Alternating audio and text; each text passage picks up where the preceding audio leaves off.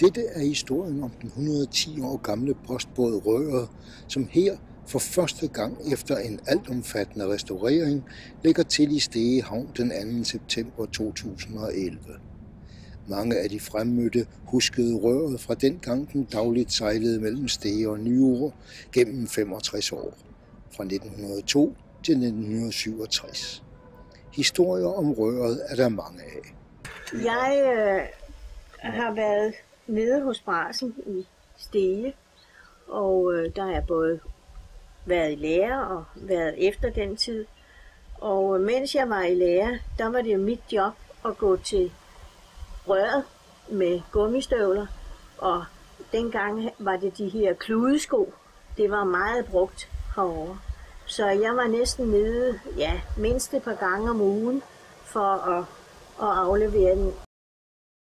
Årsagen til, at den gamle postbåd Røret nu vil få endnu et liv, skal nok findes i august 2008 i Christianshavns Kanal i København.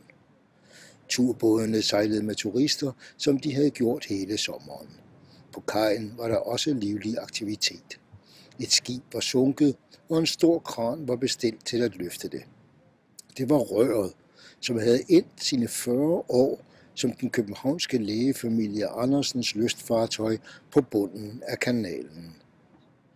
Ejeren af Røret, Annelies Andersen, som var mødt op på kajen for at følge slagets gang, fortæller om Røret som lystfartøj. Når man sejler fra havn til havn, så kommer man meget let i kontakt med folk, ikke? Så vi har fået snakket en masse rundt omkring. Og det pudsige var, det er næsten ligegyldigt, hvor vi har ligget, så er der nogen, der har sagt, jamen er det ikke Røret? Det har fået en anden, det har fået overbygning. Er det ikke Røret? Jamen det sejlede jeg jo med som barn. En gruppe mennesker på Nyord, Møn og Bogø havde gennem et stykke tid talt om, at det kunne være spændende at få Røret tilbage til det oprindelige farvand. Det kan være sådan, så Røret bliver et kendt syn i farvandene mellem Møn og Sydsjælland og Nyord og Bogø. På Nyord findes et begreb, som hedder rørkaffe. Det stammer fra dengang Røret hver dag ankom til Nyord kl. 14.50. Så fik købmanden friskmalet kaffe, rørkaffe og nyt bagerbrød fra Stege. På et gammelt foto ser man, hvorledes en traktor køres ombord på Røret for at blive fragtet til Nyord. En dygtig og ihærdig marinemekaniker fra Lolland ankom midt på eftermiddagen, og efter nogle timers rensning af de ædlere dele, gik Rørets motor igen som smurt.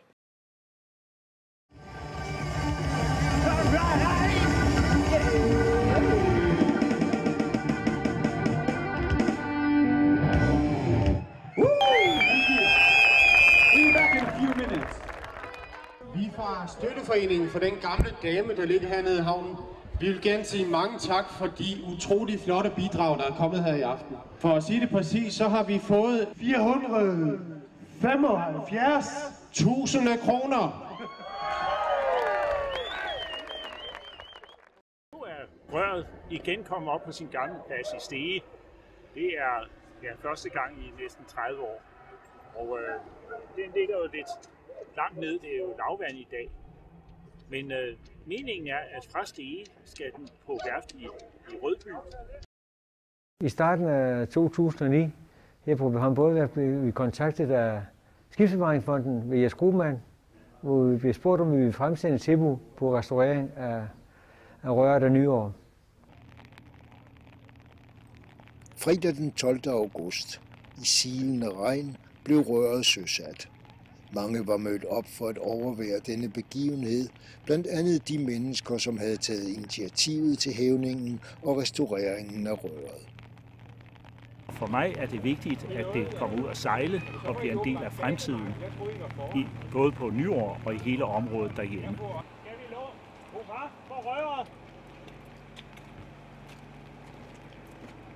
Hurra! Hurra! Hurra! Hurra! Det gik jo op for mig, at vi her faktisk havde et utroligt spændende fartøj.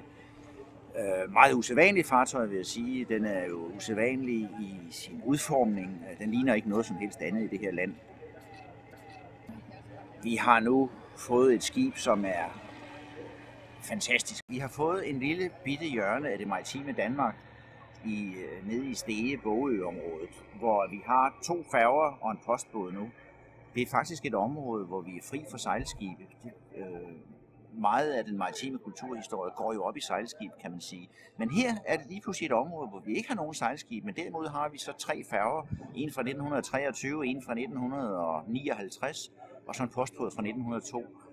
Og jeg tror, at det vil blive kan blive et samarbejde mellem de 3 skibe, som kan blive rigtig frugtbart for området, som måske ovenikøbet kan medføre nogle flere projekter på længere sigt. Jeg ved ikke, hvor meget vi kan takke dig og din mandskab, men det her, det er en lille beskeden tak. Så tusind tak for et fantastisk stykke arbejde. Tak for godt samarbejde. Tak.